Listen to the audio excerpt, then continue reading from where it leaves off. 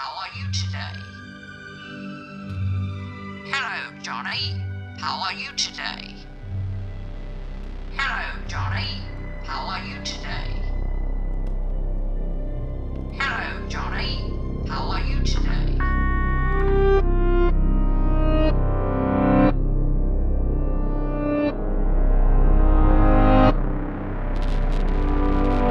Welcome to Twin Peaks Rewatch. From Idle Thumbs, I'm Chris Remo. I'm Jake Rodkin. On this episode, we are discussing Twin Peaks The Return, Part 10. This episode was written by Mark Frost and David Lynch, and it was directed by David Lynch. It first aired on television on July 16th, 2017. At 2 in the morning if you're in the UK, and at normal times if you're in other places. Yep. On this episode... Richard Horne is an incredible piece of garbage. The FBI agents connect some dots. The Las Vegas-based Mitchum brothers have an enemy in Douglas Jones. Dr. Jacoby sells some more shovels. Albert has an enjoyable evening. And Cooper has an enjoyable evening? Come on. Sorry. I'm sorry, Jake. No, it's fine. Early on in this season, we talked about how Twin Peaks as soap opera had maybe fallen away in season 3. Yeah. That seems less true this episode, in which it being a soap opera, although a very messed up one, seems to have returned in some ways. Yeah, I mean, I guess. It feels like if you left the sort of garden that was the soap opera of Twin Peaks unattended for 25 years, and it then was still the same garden but grew like 3-foot tall weeds. Yeah, it would be this episode. Yeah, there were so many threads just being ducked into, in and out of. I mean, some showed up for one scene, some were strung throughout the whole episode. Yeah, lots of characters whose names we are rarely even spoken. Yep. But who are really important in this episode. And it's revealed and confirmed and like double and triple confirmed that seemingly everyone in this story is not only very directly connected, but seems to have actually been plotting against each other or somehow have an angle on one character or another in ways that either we didn't know about or did know about, and then now it was explicitly danced out in front of us. You mean like, for instance, Chad and Richard Horne? Like, yeah. Did we know that they were... We knew that they were involved, but not to this degree. Yeah. And every single person in Las Vegas has apparently either tried to kill Dougie or Ike the Spike, or is gonna, or is connected to Ike the Spike, has hired him or attempted to kill him. And every single person in this episode, not every person. There are so many just outrageously bad people who I didn't want to see doing bad things, but was made to this week. They're just bad. There are some like who? I mean, a lot of people did bad things, but who did you not want to see do bad things? I didn't want to be seeing it. Basically, anything involving Richard Horne was really hard to watch. No, that character. I mean, that character represents the most vicious tendencies that this season has, and it's pretty stark compared to. I mean, you could say that Fire Walk with Me has some of that viciousness in it, but there's something. We know nothing about Richard Horne except that he's awful. Right. Like, it's all we know about that character, and not in a sort of elemental Bob-like way. Right. He just, as far as we can tell or have seen, he's just a really, really brutal, cruel person. Yeah. And that's all. And then to a lesser extent, but still really messed up, there was Stephen Burnett and his wife, who's Shelley's daughter. Stephen Burnett being wispy mustache guy. Yeah. And then even the Mitchum brothers kind of feel like if you take Ben and Jerry Horne from the first couple seasons, but just make them huge dicks, like just bad people without the charm. In some ways. Yeah, like, we don't get any of the funny like sandwich chopping, cigar chopping. Yeah, this is just a lot of Twin Peaks archetypes, but bad and without the charm, and you have to see everything that they do instead of it being sort of like styled away in a happy, weird soap opera world. It really feels, I mean, I've said this before, and I'm sorry to keep saying it, but it really feels to me like the kinds of dynamics that would totally make sense in a film production where you're gonna see the entire thing from start to finish. I'm serious. I know. I agree. This is just we say it every week. I know, but it's just this week was really shocking in how relentless it was to me. Anyway, do you want to actually start going down like what happened in this episode? Yeah, let's just rip off the first of like 15 Band-Aids in this episode of Twin Peaks and talk about Richard Horne. Yeah. Yeah, I mean, we open up with what? With the Miriam's RV? Yeah. Or trailer, whatever it is. Yeah. And Richard just busting in. Yeah, she threatens to, well, in fact, says she already has contacted the police by letter for some reason. She said, I think that she said that she called directly, and it didn't seem like that necessarily so worked. Mailed a letter. So she mailed a letter that was going to get there today. Yeah. Because she knows that he killed the boy, because we saw her see that. Yep. So he kills her. Yes. Effectively. Yeah. So of all of the messed up things that Richard Horne does, this was the one whose presentation I was the most okay with. I think even though it was totally messed up and freaky, it felt in line with things that I've seen in Twin Peaks before and just like on television. Like, I mean, it was still totally scary, but like he bashes in the glass, unlocks the door of the trailer, and then we just see a wide shot of the outside of the trailer, hear everything happen, and then see him walk out, and we see the candle lit, and we see her dead on the ground. Stove, yeah. Like, it's fucked up, but nothing compared to basically anything that happens later. Right. Right. Well, so yeah, he goes to his mother's house. Yeah. Or no, grandmother's house. Grandmother's house, and everything bad happens. Sylvia Horne. Yeah. But in the meantime, before that, Chet picks up a letter. Not Chet. God, I always call him Chet. He's Chad. such a fucking Chet. He's not even a Chad. He'll always be Chet to me. He's a Chad, I think. Yeah. Chad, who we've known as bad, and I think we've known is in cahoots with this guy. He's presented so incredibly unsympathetically. Well, we know constantly. we first saw Chad and Richard Horne connected because they had a money handoff in the Roadhouse weeks ago when we first met Richard Horne. Yeah. When he was first being horrible. Right.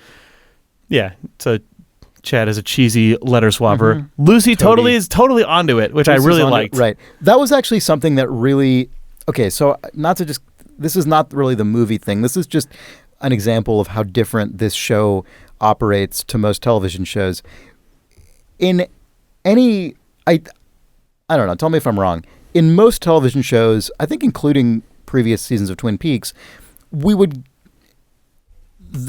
probably have like half of the number of threads we had in this episode, or like they would be divided between episodes differently, and we'd see at least one more step of what Lucy does next, right? Like the way this show's gone, it's entirely plausible she will just let it drop because she didn't see him do enough stuff. Like, it's totally plausible she will either do that or she'll follow up on the letter. But I feel like typically what you'd expect is she would actually, you'd see whether that is concluded or whether it is going to continue. I don't think that's always been true of Twin Peaks. Really? Yeah, maybe not. Especially sort of in the middle of its run. I feel we like just got so many threads in this episode. Yeah. Yeah. It was just an idle thought I had. Yeah. Because we've spent a really, really, really long time with a lot of these threads not necessarily going that far. Like a lot of this Las Vegas stuff in this episode, it's not that much further than it was at the beginning of the season. Yeah, that's true. Yeah. But anyway. So that was our quick Lucy and Chad check-in as part of this thread. Yeah. I think then Chad, he just texts Richard saying that it's done. Yeah. And then Richard springs into action in the super, super messed up scene. Yeah. That was the Horne household, I guess. That was a really hard scene to watch. Obviously intentionally. But a very difficult scene. It was hard to watch beyond me knowing if it was what I wanted to be watching. I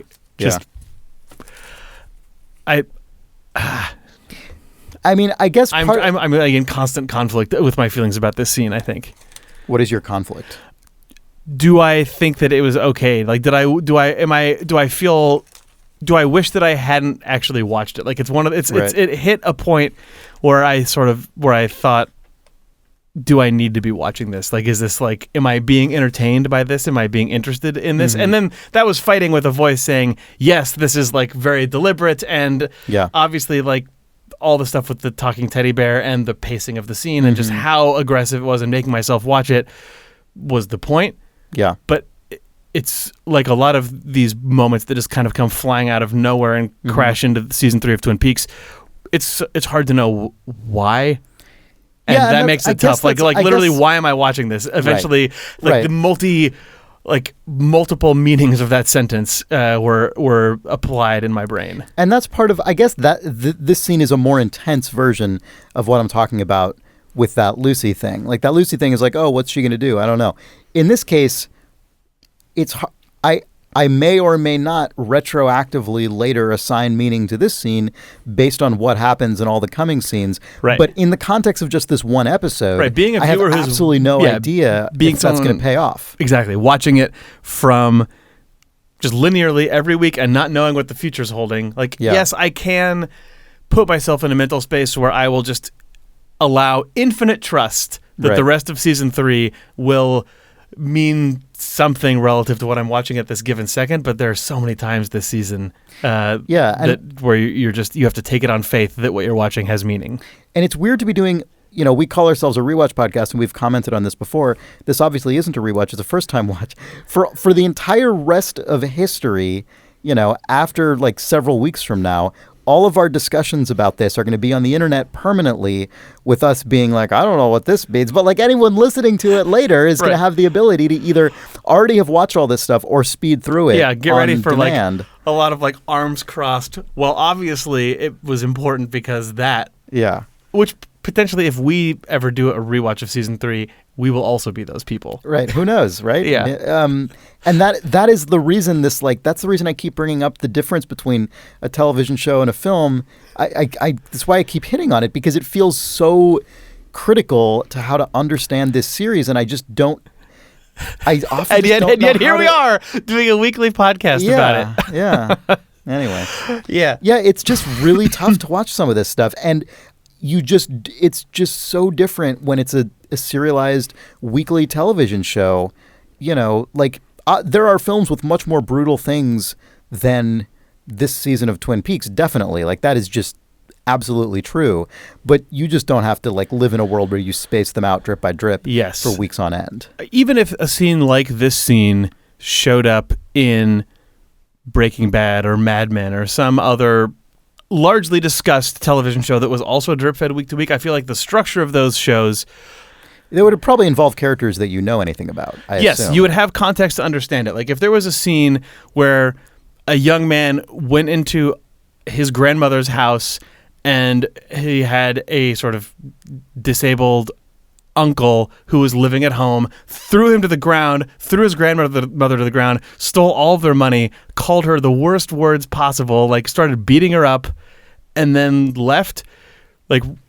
People would know what that scene meant. They would know why that character was doing it. They would understand what it meant to the grandmother. They could potentially figure out the implications of it. Like, you as an audience member are able to mount a mental defense on behalf of the show for why you're watching it. We're like, oh, well, that's because he did these things and he got to a breaking point, and it means this for that. In this show, we don't have those tools right now at all, and it's very tough. Yeah. And presumably that is intentional, right? Yeah, but of course. And so, part of me feels like a Philistine to sit around here being like, well, it's just not like how Breaking Bad is. I know. Whatever. That's not like, I don't need a show to be fucking Breaking Bad. That's fine.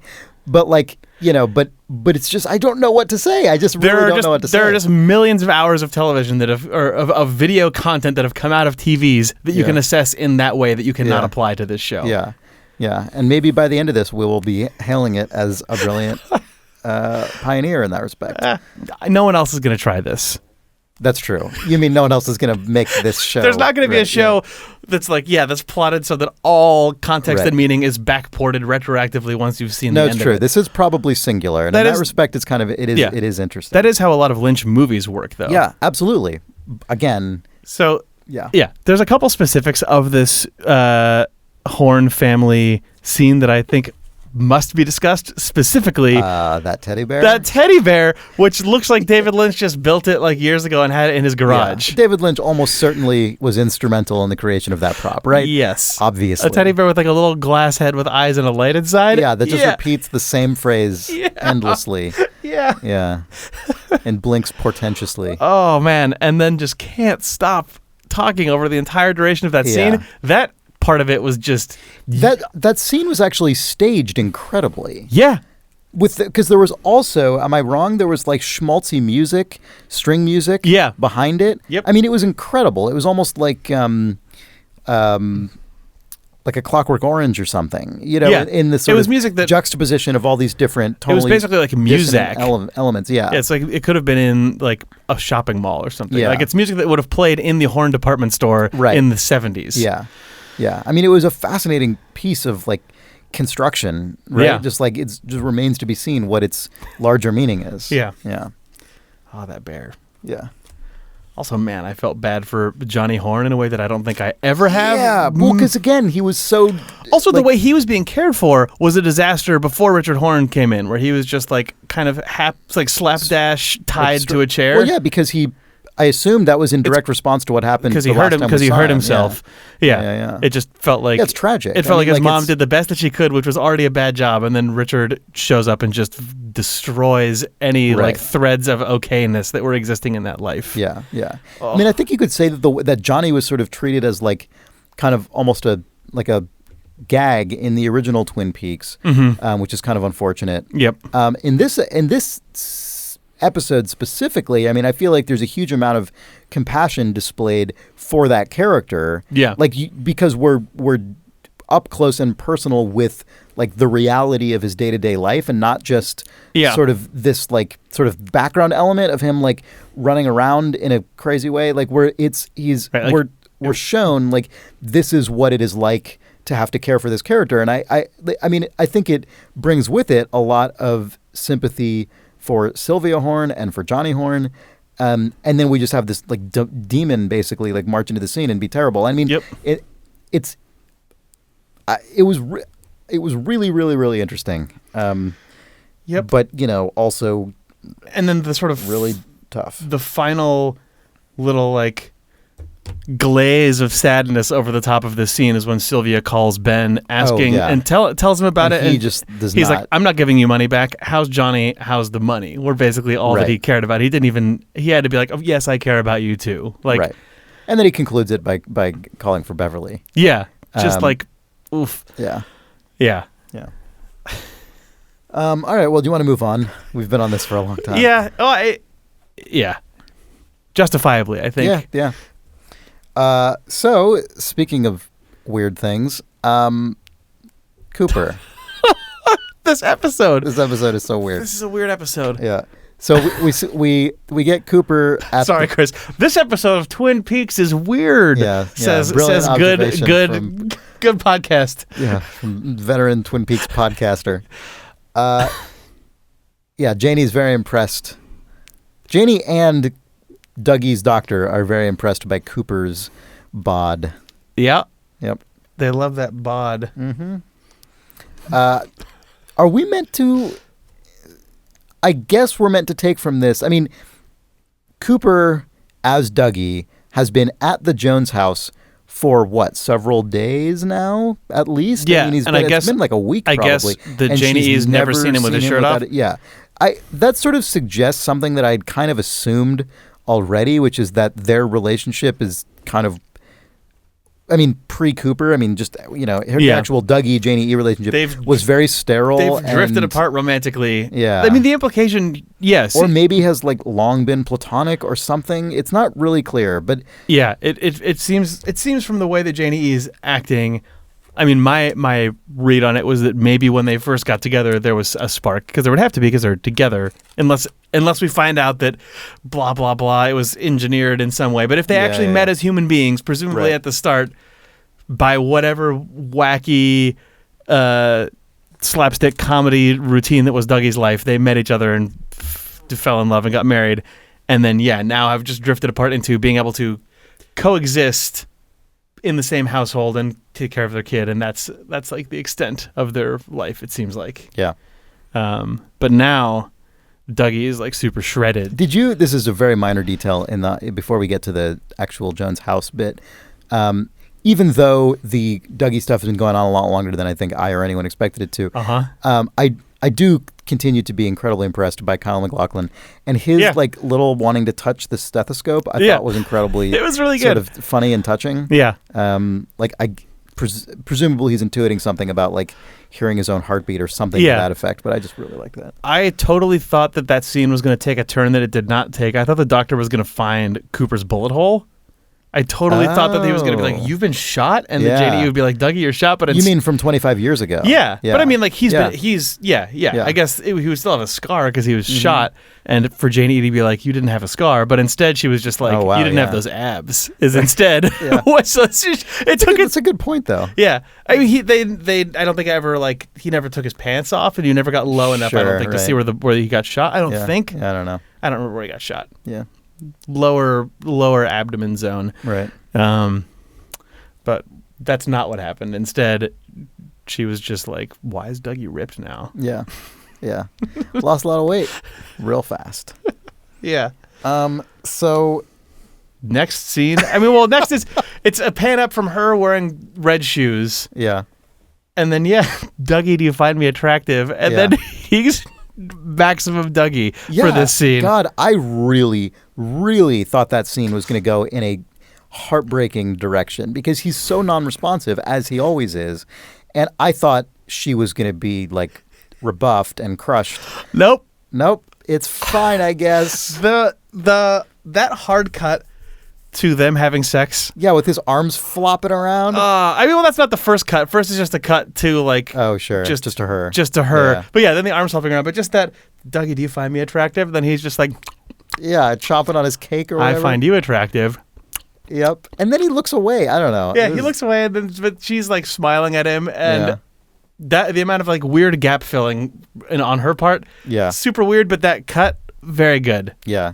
I have to say, Naomi Watts also, I think, is really bringing it here. Yeah. Because, I mean, I think Kyle MacLachlan is incredible when he's actually given something to do. Mm-hmm. I mean, she's acting against basically nothing. Yeah. And, like, I feel like she's the longer Janie putting in a lot of work. The longer she stays on screen, the more, like, just built up her performance gets. Right. I was worried when Naomi Watts first showed up, and she was just basically... Dougie, what's wrong with you? Are you? It was just going to be like that was what her character is, but she's been very good. Yeah, she's constructed a surprisingly complex portrayal of this character, of a very weird individual. Yeah, but like interestingly, yes. So like against all odds. I mean, I don't know. I think it's kind of impressive. Yeah. Weird. Such a strange pair of characters. It's so strange. Yep. And Sonny Jim. Oof. Oh, I know. Oh, Dougie looked really happy, and it was really awkward. What a relief that he looked happy, though. At least, I mean, it was it was a strange situation. Yeah, there's a hard cut in there where presumably a very different way. Presumably things were okay from the hard cut all the way up through that. Yeah, Dougie, I love you. Love you. Yeah. Kyle MacLachlan landed that "love you" in a very good way. That was like obviously a Dougie echo, but it had enough like. It hit the knife's edge where it felt like maybe there was a real something behind it and not just him literally parroting it, not him just saying coffee. Right. This episode has had a ton of Badalamenti in it. Did you notice that? It did actually. This episode I noticed that as well. There was the classic ominous Twin Peaks It had music. The Leo music for a little while in there. Yeah, and there was just a lot of it's coming back. It is. It was weird that the episode that's been the heaviest on the sort of Badalamenti patter and vamping is also the episode that has a bunch of stuff in it that has been the most difficult or really awkward to watch. Yeah. That probably doesn't specifically mean anything. No, it doesn't. It's just it doesn't mean anything in particular other than just finally getting that sort of familiar soundscape, but it's on top of visuals that are not like that. Whereas a lot of the times we've talked about missing the Badalamenti has been in the really sort of classic Twin Peaksy stuff that instead is weird because it isn't there. Right. Yep. You want to talk about all the Las Vegas stuff? Do I? So this was there wasn't a lot of forward momentum in this stuff, but relationships were sort of like clarified, and we learned some more names. Yeah, this I guess there are names we probably could have known from credit researching, I assume. But did we know like what Bradley and Rodney Mitchum? I'm sure that their names had been in previous episodes. At least Bradley was. But yeah, this episode feels like all the Las Vegas stuff was a very connect the dots episode. Yeah. Like I think in the last couple episodes we've had sort of the bad coop FBI side has been very heavily connect the dots. Like all of those, the Buckhorn stuff really sort of got explicitly cinched together, and this week feels like it's been the Las Vegas stuff getting very explicitly cinched together. Yeah, that's like true. Who is the Lucky 7 insurance guy working for? He's working, and how do those guys relate to Ike the Spike? How do they relate to Cooper? Who's paying who? Should we just like list off some of those things? We'll do our best. Yeah. So we encounter the Mitchums first, and that's Jim Belushi and other guy. They're the guys who either run that casino or run its security. Right. Yes.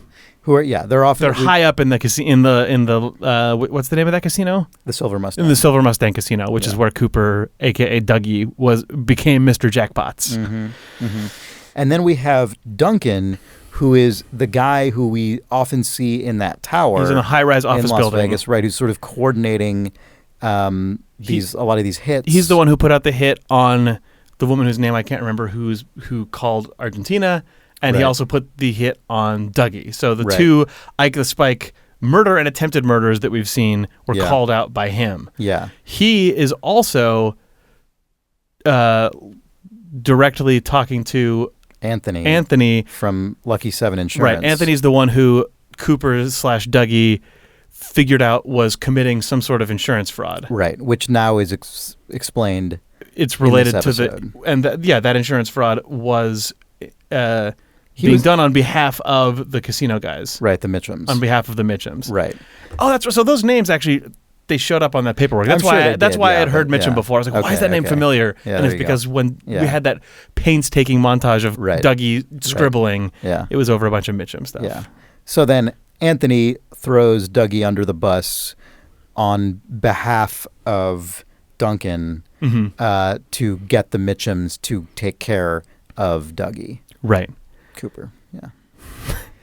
Which is those guys were already, I guess it's because Ike the Spike has been arrested by the Fuscos. Right. Yes. They now are saying they're trying to get they need a new they're trying to get the Mitchums to take out Dougie directly. Right. Exactly. And why are they trying to take out Dougie? Do we know that? Oh, I think it's because they're in business with Bad Coop. It must be because the very first time that we see those guys, Duncan. Yeah, the first time we see Duncan, I think, is in episode 2, and he's saying you don't want to get involved with this guy. Yeah, yeah. Presumably Bad Coop. Right. So we don't know why they're involved with him. Right.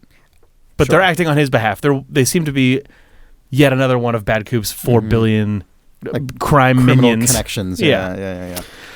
So that's that web. Yeah. We might have gotten about 20% of that wrong because this web is impossible, but that's our best stab at it. Basically it, I think. Yeah.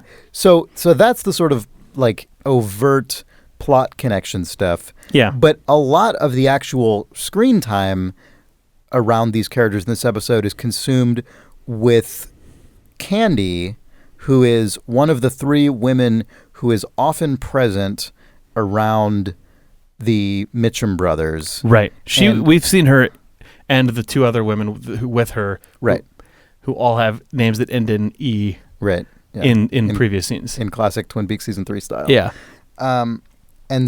so a lot of what we get with these characters is this sort of fallout of her attempt to swat a fly with a remote control that smacks Rodney Mitchum in the face, and then her like breakdown about it. Her like outrageously melodramatic, weird, off-putting breakdown. Like not off-putting on her behalf, but on the show's behalf. Yeah, I think of just right. This is the choice that was made? This is another case where I'm not exactly sure what the show's going for, and I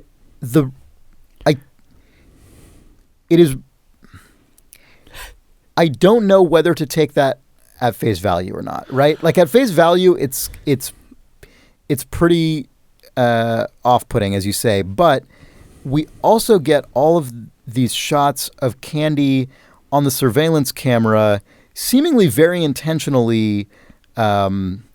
She's like playing gesturing for time and doing weird gestures and sort of obfuscating when she's just given an instruction to just bring Anthony back up to the security room. And she's saying a ton of stuff to him. Yeah, she says a lot of things. She makes a lot of gestures. She both, before she leaves and after she returns, seems to intentionally just not respond when the Mitchums speak to her. It seems like something. And she just totally lies when they're like, "What were you talking about?" Yeah, and she just makes something. She seems to just make something up. It seems like something is going on with this character, but I have absolutely no idea what it is. Yep, just absolutely no idea. But it seems really overt and intentional that something is happening. Yep. Oh yeah, she said she was talking about the weather. She said she was telling him about the weather, and it's like obviously not. Yeah. And I have no idea what to make of it. No. I mean, it's to use a word, I guess, from last week that I said I didn't like using, it did feel very Lynchian. Her outrageous, like super melodramatic reaction that pops out of nowhere. And then her like sort of seemingly intentional non-responsiveness and over gesturing. That's like all that stuff felt very much a really weird in Lynch's wheelhouse. External representation of an interiority that we have do no not access know. to. Exactly. Yeah, that's exactly how it felt. But I don't know to what end at all. Yep. Because again, this is another character about whom we know basically nothing and have very little existing familiarity with. So it's hard to know. I don't have like a pattern or anything to contrast it against or anything. So I don't know. Anyway, I just don't know. Yeah, neither do I. In conclusion, Douglas Jones has a personal vendetta against you. You have an enemy in Douglas Jones. The way that the Mitchums, when he first says that, he's like, he has a personal vendetta against you. They're like, yeah, that's it? Yeah. They just like, what? Why are you here? And then he just keeps... You have an enemy. How much meaning can you imbue the most straightforward sentence with is a test that he tries to pass brilliantly and fails. Yes. That guy is a stooge. Yeah. There is one detail about that stuff that absolutely cracked me up, which is, I believe Bradley Mitchum, what does he say? He says, fool us once. Oh, no. Shame. He says, he's Chris. The Horns would say "fool us once," but here we are on in heightened reality. I'm sorry. You fuck us once, shame on us. You fuck us twice, shame on you. You're dead. Which is I love that line, that series of lines so much because it completely flips the way that adage actually works. Yeah, which is that it should be shame on you the first time. Yes, it just absolutely cracked me up. It was good. And the fact that it ends with "you're dead," just the least elegant. You're dead. It really, really, really. That scene reminded me a lot of old Horne brothers being vindictive, except that this is just like an evil murderer version of it. Right. Just that like wacky turn of phrase, and the two of them kind of being wryly amused by it, and the audience like that's true. Except that. There's a lot of assassinations and stuff. Yeah, they're just differently bad. But it felt like a good Mark Frostism. Yeah, that's probably true. Frostian. Yeah. Jesus. You want to talk about the FBI? Do I? Yeah, there wasn't a lot in this episode.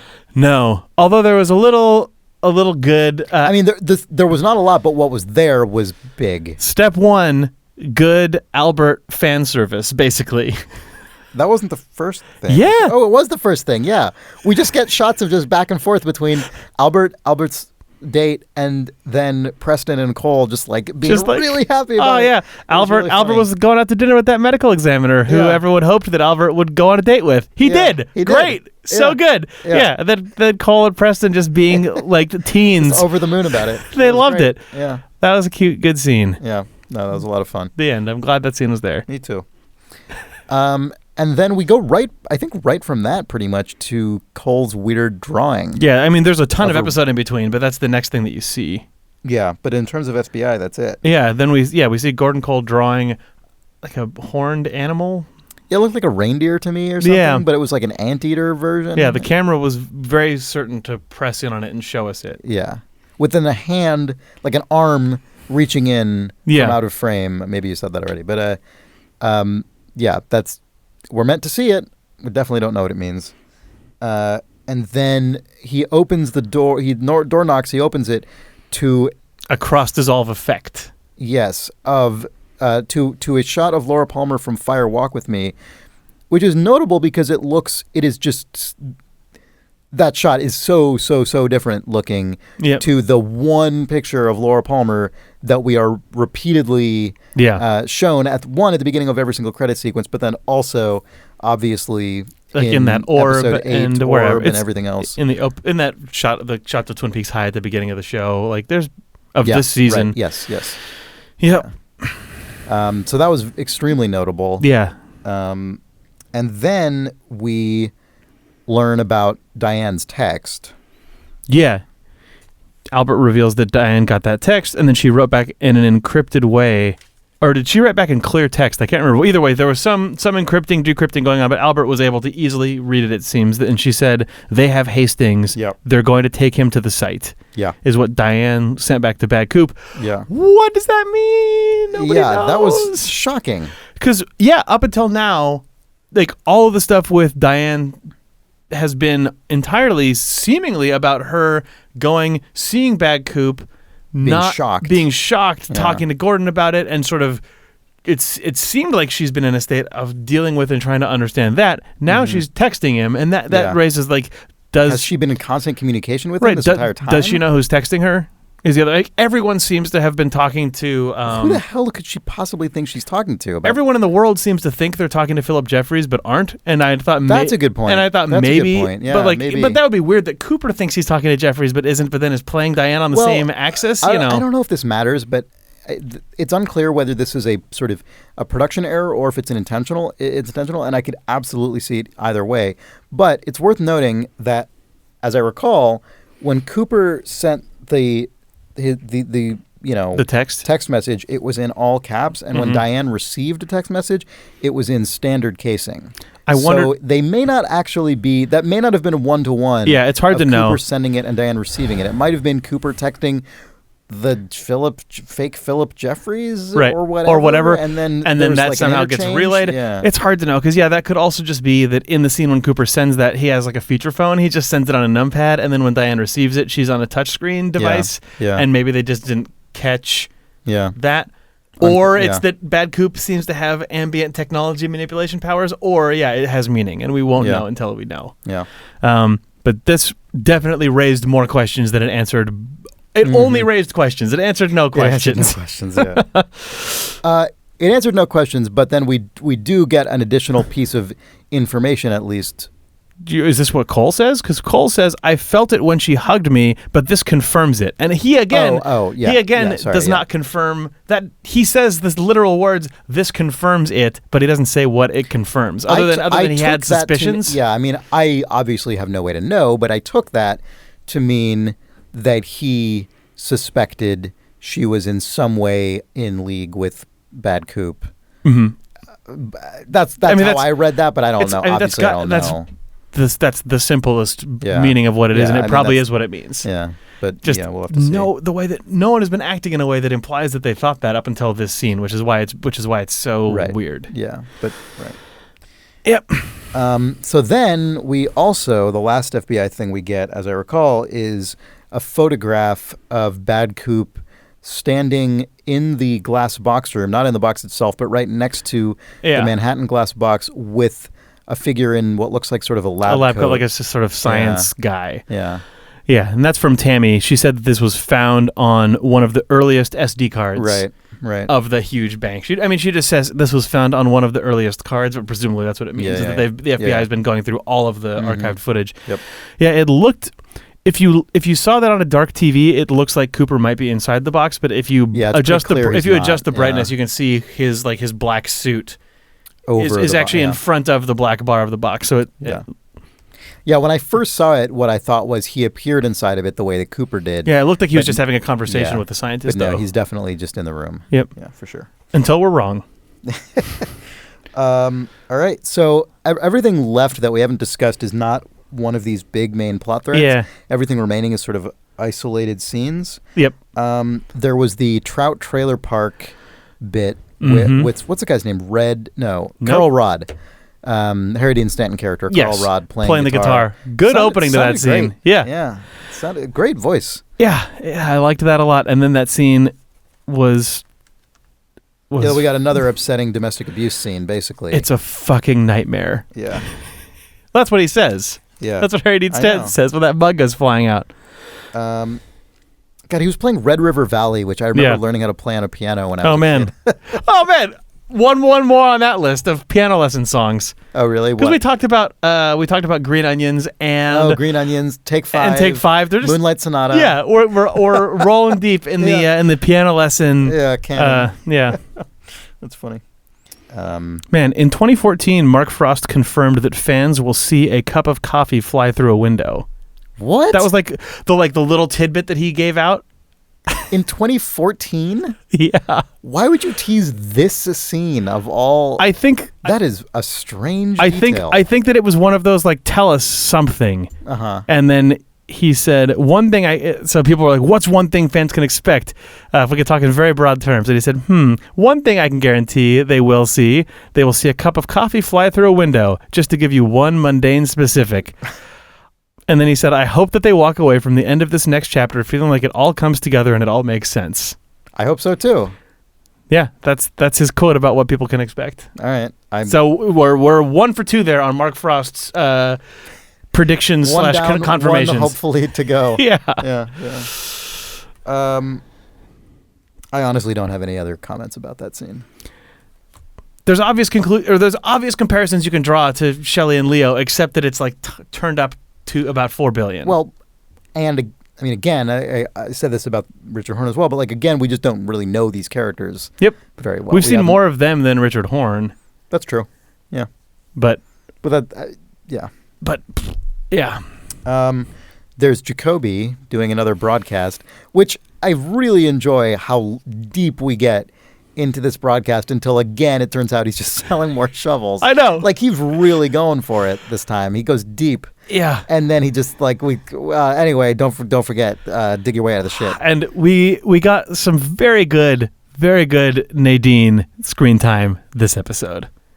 We thought. Yeah. Because, not only was she enjoying the episode, but we saw that Nadine's dream actually seems to have come true, and she runs a silent drape runner store. Yeah. Yep. Which seems to also be selling or has featured prominently a golden shovel. Yes. Which did we talk about that on the air during that episode? The idea that maybe Nadine was somehow actually bankrolling Jacoby's golden shovel operation? It's possible. That was such a theory out of nowhere, and I can't remember if we talked about it on the show or not. I don't know why you need bankrolling. Oh, you mean all the equipment and stuff? Yeah. If Nadine, who is just for some reason super into all of this stuff. Drape runner magnate. Yeah, Nadine. drape. Yeah, exactly. Silent drape running. Run silent, run drapes. That storefront was great looking. It was great. Also. It looked really good. Presumably she was watching from the back office of her store. That's what it looked like to me, at least. Maybe she was. Yeah, that is. I assume that's what it was because of the establishing shot. It had the golden shovel spinning in the window display that then got silently obscured by a drape. Yep. It's just good. It's just good. I know. I feel like if I don't see Nadine again in this show, I've seen all that I need to see. Totally acceptable end cap. What was Nadine's fate? Watching weird Jacoby TV in her successful. He's so beautiful. Yeah, in her amazing drape store. Yeah, good. Mm-hmm. Very good. Yeah.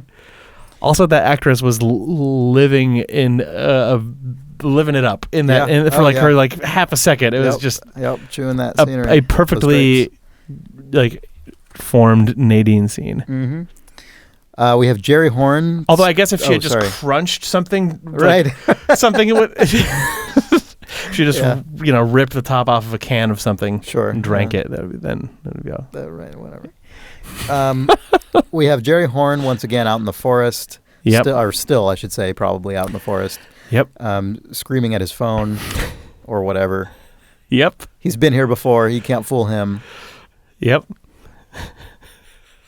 That's what it was. I mean, I enjoyed it. It's fun, but it's so hard to have conclusion to draw. Your wish for a Jerry Horne only micro episode to be edited together when the season is done is like it's bearing more and more fruit with every episode. Yeah. That just it'll be like 5 minutes long, if that. It's going to be longer than that. You think so? I think so. Yeah.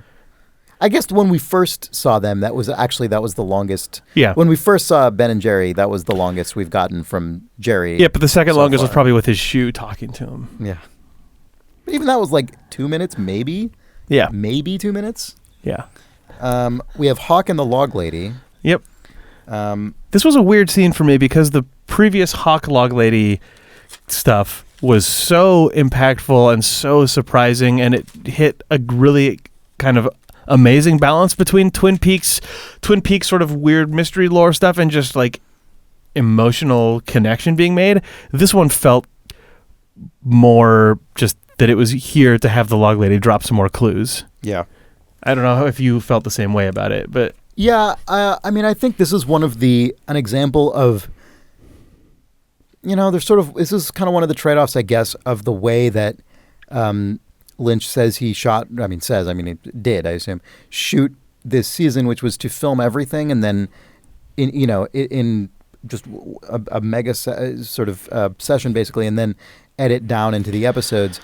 Like if it seems likely that the Log Lady scenes were basically shot all at the same time. Yeah. Because she's in the same set. Why not? It was all written already. And the way that we get sort of drip fed these scenes throughout, but they're not restaged or anything. And it's like everything about them is, all the framing is identical except for the words being said. Like there's just kind of not really a way that's going to ever be as impactful it's surely as it was the first time we saw her return, right? That's just how it's going to be. It must have been done out of necessity too. Yeah. Because sure, she wasn't probably not very mobile. Yeah, that stuff seems like it might have even just been shot in her home, and they lit it the way they did to hide the fact that it wasn't in Twin Peaks. Yeah. But it seemed like that scene was dropped in this episode. My assumption was, which could be totally wrong, but I looked at that and went, is this the first time that I'm going to be able to actually predict the structure of Twin Peaks? Because next week they're going to go out to Jackrabbit's palace, and the fact that he had that phone call, like that was the only piece of anything vaguely related to any sort of Cooper recovery investigation stuff, and I felt like they probably just had to get it in this week because it was going to be relevant next week. Yeah, that's probably true. But yeah, whatever. I mean, I'm also not going to complain about getting more time with the Log Lady talking to Hawk on the phone. Absolutely. She also said Hawk Laura is the one, which was the sort of like pull quote in the episode description this week, which is probably notable. Yep. I think all that's left is the Roadhouse. That is all that's left because she says there's Dolores, the one thing, and then we get another one of what has become this season's, we have the stoplight imagery occasionally in this season, but the sort of recurring shot this season seems to be a shot of the moon getting covered up by dark clouds, because we got another one of those. Yeah. And then, it's the Roadhouse. And in the Roadhouse is a good song that I liked a lot. I loved it. That was great. This was Rebecca Del Rio, who was in Mulholland Drive, also as herself. And the song that she was singing in this episode was actually co-written by David Lynch for her 2011 album. Okay. Yeah, which is interesting. And this was correct me if I'm wrong. I believe this was the only Roadhouse performance other than 9 Inch Nails in which we got 100% of a performance from beginning to end without sort of cutting away. If that's not right, it's close to right. I think that might be true. Yeah. We didn't enter that scene in the middle of the song or anything. It was the whole thing. Yep. And it was it's very much a sort of Julie Cruz-esque. It worked for me so much better than some of the other Roadhouse stuff did. Me too. I thought it was fantastic. Weird aesthetic note. She's wearing basically a red room floor dress. Yeah, I mean, that was pretty clear. Yeah, it looked great. But it made that scene on that weird surface level, like on an almost marketing level, feel like Twin Peaks season 3 of her singing the Roadhouse, wearing that dress with the red curtains behind her. Yeah. But this piece of music, like a lot of the Roadhouse scenes, have felt like they're just in there because they wanted a sort of interesting aesthetic way to end episodes. This one felt so much more like the Julie Cruz stuff did in the earlier seasons to me, where it was like... Yeah, I mean, it also even musically was more similar to it. Yeah. I mean, which makes sense because it's like, this is a singer David Lynch likes, and he co-wrote one of her songs. For and sure. He put her in a movie, and it's like, in his movie, it's very... there's a lot of comparisons. It made me... this is one of the only ones that has made me think about what is the Roadhouse in season 3, and what are these bands in the town of Twin Peaks? Like, as an audience member, like these have often felt like a palate cleanser, or sort of like a way to sort of unwind and sort of like let wow, you've been holding your breath for the episode, and then sort of to exhale and chill out. And this episode, after watching Richard Horne just run through the town, leaving a trail of out of control destruction, and seeing the stuff in the Fat Trout Trailer Park, just seeing what Twin Peaks as a town has to endure. This song coming on at the Roadhouse and seeing the entire town there, and it feeling sort of like a cathartic cleansing moment. It was like, okay, that even if Twin Peaks isn't able to exist as a literal, real seeming place in season 3 the way that it did in the old series, which I don't think it does. It feels just way more heightened and stylized. If you like sort of Twin Peaks as a fully formed living organism, the Roadhouse and these musical numbers made sense to me in this episode. In this episode, like, I understand their place both in the world and as an audience member now. I think more after this one. After this one, that's the last thing that I'll say. All right. Well, I guess that's it. That's it. That's the last episode of Twin Peaks Season 3. A really strange way to close it out. Cool that we got one more episode than we were promised back when they said it was going to be 9. Right. We'll be back next week. We'll be back for the remaining, 8 of these? Uh-huh. Yeah. All right, well, thanks for joining us. Our website is twinpeaksrewatch.com, and from there you can subscribe to the show and find the other places that we reside on the internet. If you like the show, tell a friend. Consider giving us a rating and review on iTunes, or I guess like and subscribe on YouTube. Weird. Nice. Weird. Got that like and subscribe in there. It's weird to say that. Hey, guys. Hey, guys, indeed. And yeah, we will in fact be back next week. Our email address is twinpeaks@idlethumbs.net if you want to send us any comments. We obviously sort of oscillate between reading those and not, but I assume that we will have more opportunities to read them later, even, whether they come on the regular episodes or in a sort of wrap-up. But please do continue sending them. And if you go to twinpeaksrewatch.com and go to the forums link, you can discuss this show with other listeners every single week. And there's a really great discussion in there consistently. It's a very good place to discuss the show. Anyway, that's all at twinpeaksrewatch.com, and we'll be back next week. For Idle Thumbs, I'm Chris Remo. I'm Jake Rodkin. Bye.